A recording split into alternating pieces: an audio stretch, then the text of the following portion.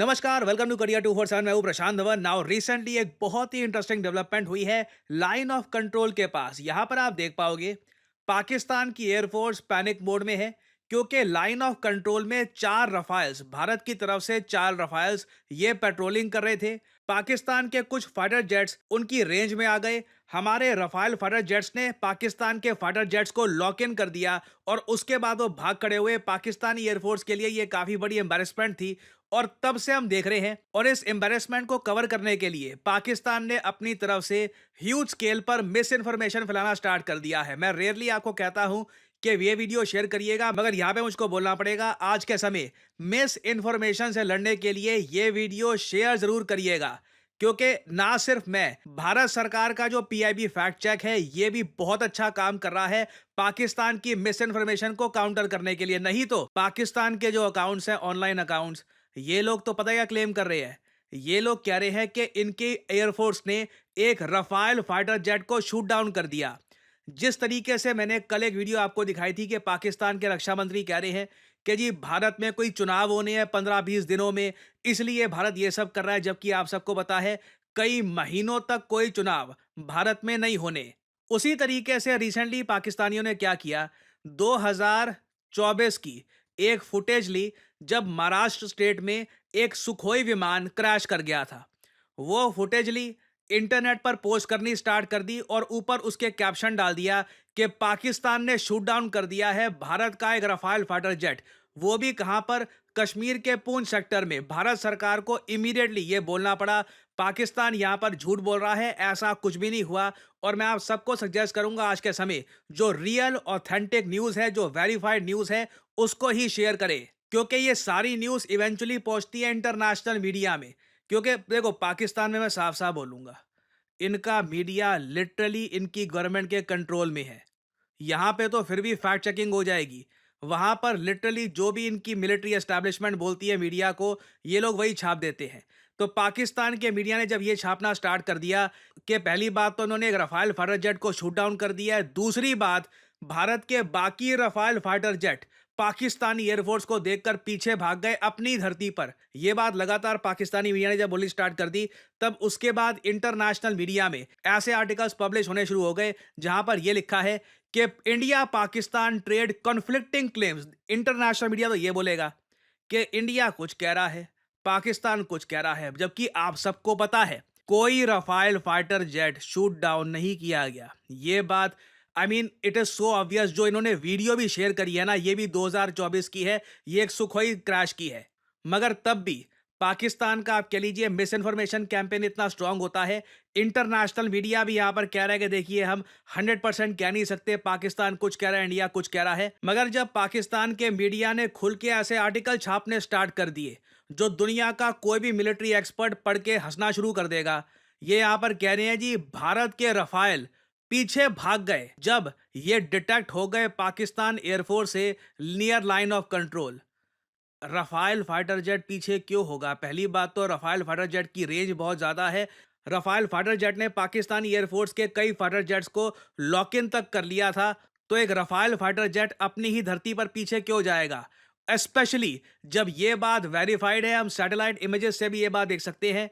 आज के समय पाकिस्तान ने अपने ज्यादातर F-16 फाइटर जेट ये रिलोकेट कर दिए हैं। जो F-16 fighter jet Pakistan Indian border के पास डिप्लॉय करता था, अब ये काफी दूर कर रहे हैं। डर इनको आज के समय है S-400 का।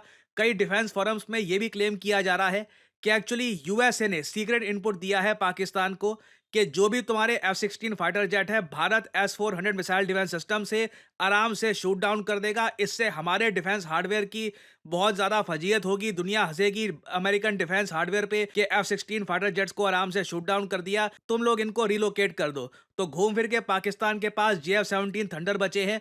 और आप जानते हैं, मैं जानता हूं, JF-17 थंडर का कहीं से कोई भी मुकाबला नहीं है एक 4.5 जनरेशन रफाल फाइटर जेट से। और अगर यहां पे आपका सवाल एक ये है कि पाकिस्तान की एयरफोर्स लाइन ऑफ कंट्रोल के पास अपने फाइटर जेट्स ला भी क्यों रही है, जब क्लियरली ये एक प्रॉपर प्रूवन फैक्ट है कि पाकिस्तान ने अपने बहुत सारे फाइटर जेट्स इंडियन बॉर्डर से काफ़ी दूर रिलोकेट कर दिए हैं। तो JF-17 थंडर के साथ ये करने की कोशिश क्या कर रहे हैं? मैं यहाँ पर एक बात आपको बता दूँ, मैंने पिछले कई वीडियोज़ में आपको बताया था कि पाकिस्तान प्रीएम्प्टिव स्ट्राइक के बारे में सोचेगा। रिसेंटली पाकिस्तान के मीडिया, इनके जर्नलिस्ट ने ही ये बात कन्फर्म कर दी है कि पाकिस्तान के प्रधानमंत्री ने ग्रीन लाइट कर दी है, मतलब कि अप्रूव कर दिया है जिरेन डॉक्ट्रिन को। जिरेन डॉक्ट्रिन देखिए पाकिस्तान की एक अजीबोगरीब डॉक्ट्रिन है। वेल, कुछ सेंस में आप कह सकते हैं इस डॉक्ट्रिन के अंडर पाकिस्तान ने एक प्रॉपर प्लान बनाया है कि जब इनको इमिनेंट थ्रेट दिखेगा, आप याद रखिएगा, ये लोग बार बार बोल रहे हैं अपने मंत्रियों के थ्रू कि इमिनेंट थ्रेट है भारत से, भारत कभी भी अटैक कर देगा। 24 hours, 10 hours, 6 hours, 4 hours, 3 hours, happy new year, लगातार ये लोग इस तरीके की कमेंट वगैरह कर रहे हैं कि इमिनेंट थ्रेट है। तो जिरेन डॉक्ट्रिन के अंडर पाकिस्तान ने ये प्लान बनाया था आज से कई साल पहले कि जब इमिनेंट थ्रेट दिखेगा तो पाकिस्तान उस केस में प्रीएम्प्टिव स्ट्राइक करने की कोशिश करेगा। तो कोई बड़ी बात नहीं है। यहाँ पे असल कहानी क्या हो, पाकिस्तान की एयरफोर्स प्रीएम्प्टिव स्ट्राइक करने की कोशिश कर रही हो, इंडियन साइड में रफाइल फाइटर जेट देखकर इनको बिल्कुल डर लग गया हो, बिल्कुल लग गया हो कि भैया यहाँ पे मारे जाएंगे, ये फिर वापस भागे हैं। और इमीडिएटली इनकी जो मिस इन्फॉर्मेशन कैंपेन फैलाने वाली जो इनकी मशीनरी है, ये इंटरनेट पर चली गई और इन लोगों ने दो कहानियां पब्लिश करनी स्टार्ट कर दी। एक तो भारत का रफाल इन्होंने शूट डाउन कर दिया है, दूसरा कि इंडियन एयरफोर्स खुद अपनी धरती पर वापस भाग गई है। और जो जिरेन डॉक्ट्रिन है, इसके बारे में आप अगर पढ़ोगे तो पाकिस्तान के कई जर्नलिस्ट इस पर ट्वीट कर रहे हैं। वजाहत काज़मी जो पाकिस्तान का एक काफ़ी फेमस डिफेंस एनालिस्ट है, आई थिंक सबसे फेमस डिफेंस एनालिस्ट है, उसने रिसेंटली ये कहा है कि जो स्ट्रेटेजिक एसेट्स है पाकिस्तान के, Burraq armed drones, Babur cruise missile, Nasr tactical vectors, ये सब रैपिडली डिप्लॉय किए जा सकते हैं to deliver swift response if necessary. ये जो अप्रोच है ना, यहाँ पे आप देख पाओगे, this approach reportedly permits preemptive precision strikes if credible intelligence aims to an imminent threat to a national security। तो देखिए जिरेन डॉक्ट्रिन के अंडर पाकिस्तान ने बिल्कुल प्रीएम्प्टिव स्ट्राइक करने की यहाँ पर कोशिश करी होगी, डर के मारे ये पीछे भाग गए। और मुझको याद है साल 2019 में भारत के एयरफोर्स चीफ ने एक स्टेटमेंट दी थी, एक बार रफाल फाइटर जेट आ गया ना, पाकिस्तान की एयरफोर्स आपको लाइन ऑफ कंट्रोल के आसपास नहीं दिखेगी। ये जरा आप लोग यहाँ पर देख पाओगे, इंडियन एयरफोर्स के चीफ उस वक्त के धनोआ साहब, इनकी कोट है, इनकी स्टेटमेंट आज से 5 साल पुरानी, एक बार रफाल फाइटर जेट आ गए, पाकिस्तान उसके बाद LOC या बॉर्डर के आसपास नहीं आएगा। और हो भी आज के समय यही रहा है। बस इनका जो मीडिया है, अगेन इनकी क्रेडिबिलिटी पहले ही मेरी नज़र में बहुत कम थी। जब पाकिस्तान में कुछ ब्लास्ट वगैरह होता था तो मैं इनके आर्टिकल दिखाता था। अब आगे से देखिए, मैं यहाँ पे कहूँगा जो 0.001% के आसपास क्रेडिबिलिटी थोड़ी बहुत इनकी बची हुई थी, वो भी उन केसेस में जब पाकिस्तान पे अटैक हुआ था, वो भी क्रेडिबिलिटी पाकिस्तानी मीडिया के लिए मेरे मन में हट चुकी है। क्योंकि ये लोग, अब अगेन देखो, डॉन का मैं एटलीस्ट ये कहूँगा, इन लोगों में इतनी शर्म है, ये जो हेडलाइन यहाँ पर छापते हैं ना, तो नीचे लिख देते हैं सरकारी मीडिया कह रहा है, ये हम नहीं कह रहे। ठीक है, यहाँ पे हेडलाइन तो छापनी पड़ेगी क्योंकि आर्मी का डंडा है, ऊपर से लिख तो दिया कि इंडियन रफाल जो थे ना कश्मीर के ऊपर, ये वापस भाग गए पाकिस्तान एयरफोर्स के जेट्स को देखकर।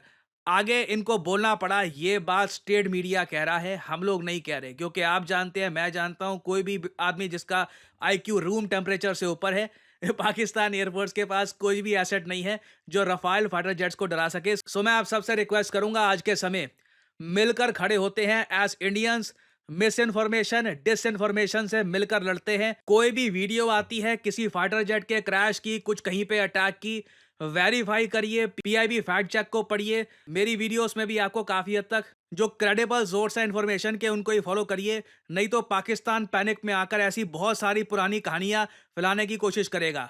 क्या आपने सोचा है कि भारत में on an average best paying jobs किस सेक्टर में होती है? मैं उस आदमी की बात नहीं कर रहा कि एक या दो तीन लोगों को करोड़ों का पैकेज लग गया। मैं यहाँ पे बात कर रहा हूँ ऑन एन एवरेज। इंटरेस्टिंगली, इस पर आप गूगल करेंगे तो आपको बहुत सारे ऐसे आर्टिकल्स दिख जाएंगे जहां पर साफ साफ लिखा होगा जो बेस्ट पेइंग जॉब्स भारत में होती हैं, ये सरप्राइजिंगली आज के समय आ रही हैं बैंकिंग एंड फाइनेंशियल सेक्टर में, जिसको हम BFSI कहते हैं। और अगर आप एक फ्रेश ग्रेजुएट है, फाइनल ईयर स्टूडेंट है, वर्किंग प्रोफेशनल है, तो आपके सामने एक बहुत अच्छी अपॉर्चुनिटी है। आप अपना करियर बिल्ड कर सकते हैं as a retail banking manager, wealth manager, financial adviser, relationship manager या फिर इवन एन इन्वेस्टमेंट एनालिस्ट। और इस फील्ड में अपना करियर किक स्टार्ट करने के लिए करियर 247 आपके लिए लेके आया है retail banking and wealth management course, जहां पे आपको banking foundation, retail banking products क्या होते हैं, फाइनेंशियल एडवाइजरी के बारे में प्रॉपर जानकारी दी जाएगी और साथ ही साथ खुद को प्लेसमेंट रेडी कैसे करना है उसमें भी आपको गाइडेंस दी जाएगी। और इस कोर्स की सबसे खास बात यह है कि इस कोर्स में आपकी परफॉर्मेंस अच्छी रहती है, आप अटेंडेंस प्रॉपरली अपनी यहाँ पर देते हैं, तो कोर्स के एंड में हम लोग अपनी तरफ से पूरी कोशिश करेंगे कि आपको एटलीस्ट 2 इंटरव्यूज मिले। और अगर आप सोच रहे हैं कि इस फील्ड में इवेंचुअली कहाँ आप काम कर सकते हैं, टॉप रिटेल बैंक्स में एक्सिस, पीएनबी, एसबीआई, एचडीएफसी, हर जगह आज के समय आप अगर देखें दे नीड बैंकर्स। सिमिलरली ना सिर्फ बैंक्स, इवन जो एनबीएफसीज हैं वहां पर भी आप काम कर सकते हैं। जो वेल्थ मैनेजमेंट फर्म्स हैं जैसे कि मोतीलाल ओसवाल, फ्रैंकलिन टेम्पल्टन, वहां पर भी आपका करियर ओपन हो सकता है। बीएफएसआई सेक्टर में आप देखोगे कॉन्स्टेंटली ग्रोथ हो रही है, क्योंकि जैसे जैसे भारत की जीडीपी बढ़ेगी इस सेक्टर में ग्रोथ होना ऑब्वियस है। और करियर 247 के इस कोर्स की सबसे यूनिक बात यह है कि ना सिर्फ हम आपको सारी स्किल्स प्रोवाइड करेंगे, साथ ही साथ एक बहुत ही ज्यादा इंपॉर्टेंट सर्टिफिकेट होता है national institute of securities and markets का। ये एक एग्जाम पास करने पर मिलता है, निम्स सर्टिफिकेट। इस एग्जाम को कैसे पास करना है, ये सर्टिफिकेट कैसे आप एक्वायर कर सकते हैं, इसके लिए भी आपको प्रिपेयर किया जाएगा, ताकि जैसे ही आपका कोर्स खत्म होता है आप निम्स का एग्जाम दे, ऑफलाइन एग्जाम होता है ये, और उसके बाद you can get this certificate from the national institute of securities market. और उसके बाद वेल्थ मैनेजमेंट में जो म्यूचुअल फंड्स का एक बहुत ही बड़ा सेगमेंट है, वहां पर भी अपना करियर आप किक स्टार्ट कर सकते हैं। सो आपको करना क्या है, यहाँ पर करियर 247 की जो ये वीडियो आप देख रहे हैं, यहाँ पर नीचे कमेंट सेक्शन में जाइए, यहाँ पे आपको ये कमेंट सेक्शन में लिंक मिल जाएगा, start your banking and finance career. इस लिंक पर करिए क्लिक और यहाँ पे आपके सामने ये पेज ओपन हो जाएगा। इधर अपना नाम डालिए, ईमेल आईडी डालिए, अपना मोबाइल फोन नंबर डालिए और नीचे जहां पर डिस्काउंट कोड लिखा हुआ है यहां पर एंटर करिए PD10, ताकि आपको डिस्काउंटेड प्राइस में ये कोर्स खरीदने का मौका मिले। बहुत ज्यादा एक अफोर्डेबल प्राइस में हमने ये कोर्स लॉन्च किया है। जो फी है इसकी ये 30,000 आपको दिख जाएगी, but after applying the code PD10 आपको एक एडिशनल डिस्काउंट भी यहाँ पर मिलेगा। So make sure to apply the code, नहीं तो बाद में आपको डिस्काउंट मिलने में प्रॉब्लम हो जाएगी। और फिर करियर 247 की टीम की तरफ से आपको कॉल आएगी। आप जो आपके एक्स्ट्रा सवाल हैं क्लासेस को लेकर, टाइमिंग्स को लेकर, सिलेबस को लेकर, ये सवाल आप पूछ सकते हैं। और अगर आपको लगता है कि this is the field for you, यहाँ पे आपका करियर बनना है, you can start your career in the retail banking and wealth management sector. So इसी नोट के साथ यह है वीडियो का अंत। Thank you for listening and as I always say, may the gods watch over you.